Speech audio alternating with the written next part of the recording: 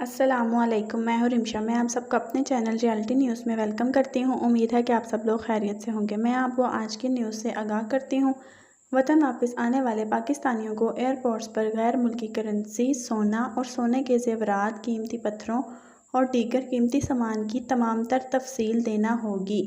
Federal board of revenue (FBR) ने बैरून मुल्क से लौटने वाले शहरियों के लिए कस्टमर डिक्लेरेशन फॉर्म का नया मसूदा जारी कर दिया। FBR ने बैरून मुल्क सफ़र करने वाले मुसाफिरों के लिए ममनुआ सामान, आलात, सैटेलाइट फ़ोन, जेवरात, हीरे जवाहरात और दीगर एशिया और गैर मुल्की करेंसी की तफसीलात फ़राहम करना ज़रूरी करार दे दिया है।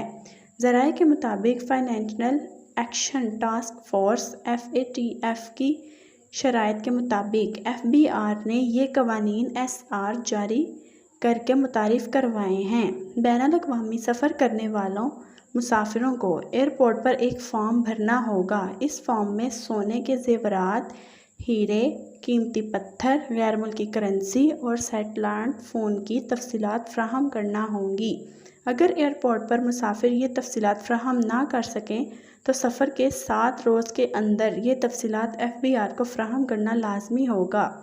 बैनुल-अक़वामी मुसाफिरों को 7 रोज़ में किए गए गैर मुल्की दौरों की तफसीलात भी देना होगी।